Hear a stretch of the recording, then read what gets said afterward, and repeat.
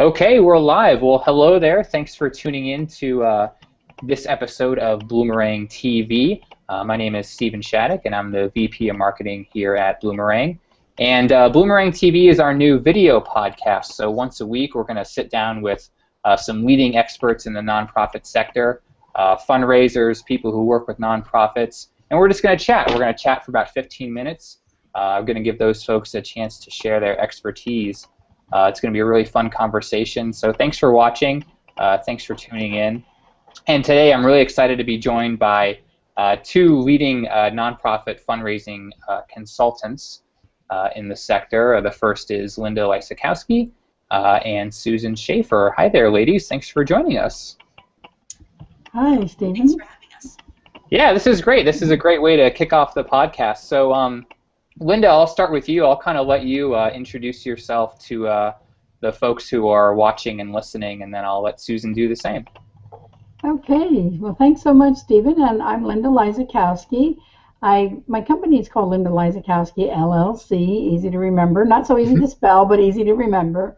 I've been consulting for more than 20 years. I've served in the nonprofit sector for close to 30, working for a university and a museum. And I love the field of consulting, and I was really thrilled this year to work with Susan Schaefer, actually probably for the last 2 years, on our book, the Nonprofit Consulting Playbook. So I'm going to turn it over to Susan.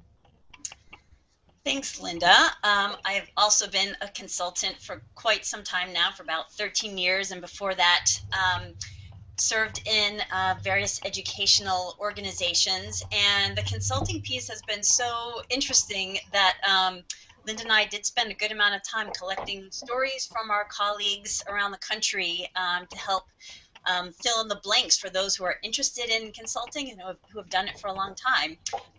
When I'm not working on that, my fundraising consultancy firm is Resource Partners, LLC, and I work primarily with organizations in the greater Washington, D.C. area. Great, great. Well, thanks for both of you for joining us. I mean, I know you two are both pros in the nonprofit sector. You know, obviously your book has been very well received, and actually both of you are going to be joining us for a full-blown webinar later this week, where you're going to be talking about the kind of the things that you lay out in the book. So Susan, I'll kind of start things off with you. If you could tell us about, you know, the Nonprofit Consultants Playbook and what kind of information you share in that book. Sure, I'd be happy to. As I mentioned, this is a labor. It's been a labor of love for Linda and for me. We both went into consulting with very little, we thought, formal information about it, particularly within this field. So we reached out to dozens and dozens of colleagues around the country and solicited essays from them about what makes their businesses successful. These were all folks who had at least 10 years of experience as consultants. They were all very successful in their own right, and we were just overwhelmed and thrilled with the volume and quality of essays that we collected. So we put together a volume that would take folks on a journey, whether they were just considering consulting or whether they've been doing it a long time and even considering closing shop, and presented in the book numerous perspectives about what to do on, say, the marketing front, or how to write your contract, or even how to work with clients. So the result was very diverse, and the response has been terrific. Yeah, it's great that you're putting that resource out there, because like you said, I know there's not a lot of things out there for people who want to get into this sort of profession. And it's interesting that we're doing this hangout, we're doing this webinar. I've actually had a lot of people who are college students reach out to me and say, you know, I'm interested in being a fundraising consultant. You know, what resources are out there? And there wasn't a whole lot that I could point them to, honestly. So I guess my first question, and Linda, you could start by answering, is, you know, for someone who wants to do this for a living as their profession, what is the number one thing they should know going into this sort of area of people who want to be a fundraising consultant? What would your number one piece of advice be to those folks? Okay, and it's really hard to narrow this down to one piece, because one of the things that we said about the book was if you could take out 25 experts for lunch and learn from them and pick their brains, it would be so valuable. But in order to do that, you'd have to fly all over the country and beyond, because some of our contributors were from Canada. But I think if it were me, I would probably narrow it down to, it's really hard to pick between two, but I would say that having a solid business plan, knowing what kind of services you want to offer, how much you're going to charge for them, where you're going to do these services, what kind of organizations you want to work with. I remember back when I started my business, I was actually sick as a dog with the flu. And when I crawled out of my bed long enough to, while I was sick, I made up my mind I was going to start my business. And I crawled out of bed, and literally the first thing I did was go to my computer and write a business plan.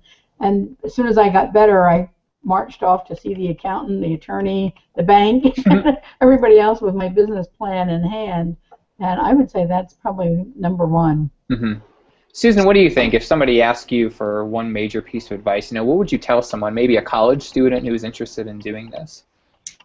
Well, from a college perspective, I'd say that spending some amount of time in the field at a nonprofit organization is really critical. It's very tempting to, particularly in this entrepreneurial environment, really easy to jump in and want to start your own business. But it's interesting, the variations between working in-house and doing the consulting can be quite significant. So you gain just incredible amounts of experience to be in-house for some time, and even at a few different organizations. And if you really know you want to be a consultant, you might think about almost a pre-business plan in advance and try to work at the kinds of organizations you would ideally like to see as your own clients, so that you get a great understanding of what it means to be at, say, a grassroots organization or a college or university. And then when you're providing that outside expertise, you have a real insider's grasp on what those challenges and opportunities are. Yeah, I thought you might make that suggestion, that someone actually go work in the field for a little while, because it is such a unique sector, and there's a lot of different nonprofits who serve lots of different missions. How did you two decide what nonprofits you would work for? Because obviously there's a lot of organizations supporting various different causes. And Susan, maybe I'll let you respond first. How do you decide what customers or clients to take on? It's a great question. I really just love working with interesting people and interesting missions. So I really, those are the biggest perks, I think, of this job. And some people do specialize. That is part of the business plan. I really love the diversity. So in my estimation, the bigger the learning curve sometimes, the better. I really love just digging into something I haven't, a subject I haven't done in depth. The fundraising ends up being similar, but it's really fun to just get my arms around an issue that I'm less familiar with. So there's really nothing for me like finding a driven group of people and a group that has a very focused vision. What about you, Linda? I mean, you're a legend in this this sector. You've worked with a lot of nonprofits. How do you decide, who to take on? I have, and I think there's a lot of different factors, the geographic location of where they are. But to me, the overwhelming thing is that I have to have a passion for the organization. And I've been very fortunate. The two organizations that I worked for in-house before I became a consultant were my alma mater, the university that I graduated from. So obviously I had a passion for that. And then I was fortunate enough to work for a museum that my father worked at when I was a little girl. So I had a real close personal interest. And luckily I have a very broad array of interests, and so it's been easy for me to find organizations that I do have a passion for. And along with my own passion for that organization, I think another big factor is, do I see passion in the leaders of the organization? And I will oftentimes work with an organization because the passion of the leader is so contagious that you can't help but want to work with that. Yeah. So I've had that experience as well. I'm going to ask you both a question that wasn't on my list of questions when we were prepping, so I know I'm going to spring this on you, but it just kind of dawned on me as we were talking, and I know you'll both have great answers, but, people who are going to watch this video, are probably going to be nonprofits. You know, they're not going to be fundraising consultants. They're going to be a lot of nonprofits seeing this video and reading the blog post. What advice would you have for those people who are looking for a nonprofit consultant and maybe aren't sure who to work with or who to hire and bring on to help them? You know, what advice would you have for a nonprofit who's looking for someone, you know, like you two? And Susan, I'll let you start. There are so many factors, and actually a number of them are covered in the book, because it's a complex dance that consultants and nonprofits do, I think, before they work together. Mm-hmm. So I think it's important from the nonprofit side to really look for someone who primarily fits your organizational values. And that assumes that you're, first of all, finding someone who's got the right experience, and that's a given. But I think finding someone who understands your values and fits your culture is important, so that if you have a group that's very formal, for instance, you may not want someone who has a very informal approach in their consulting. Yeah. And if you have a very blunt board and you have a consultant that tends to dance around issues, that's probably not going to be a good match. So I think it's important for the group that's hiring to do a little internal exploration at the outset and consider the kinds of characteristics that are important. A lot of times I think that gets overlooked for this experience of the consultant. So I think it needs to be an even balance between having that experience and also fitting the values and culture of the organization. What do you think, Linda? I mean, I'm sure there's been organizations you've worked with or talked to where maybe you mutually decided it wasn't a good fit or whatever. What advice would you have to nonprofits who are looking for some outside help? I think my advice is actually very close to what Susan said. To me, I would sort of boil it down to the word chemistry. That you have to feel that connection between the consultant and the organization, and I do think that every organization has a different culture. And as Susan was talking, I was sort of chuckling to myself because I remembered an incident where I was interviewing a group in rural Nevada, and when I say rural Nevada, I mean really rural. And they told me that one of the reasons they hired me was they had a major national firm come in and talk to them, and they said these people showed up, very nicely dressed and with a lot of fancy jewelry, and they said, I can't see these people working with the cowboys and the people that we have as major donors. And I think there's a lot to say about that. It's every organization has a different culture, and some organizations are looking for one thing in a consultant. I always tell people, don't look so much for, if you're a YMCA, you don't have to have a consultant that has worked with 40 different YMCAs, because if you're hiring a consultant to do fundraising is not that much different in a YMCA than it is anywhere else. Right.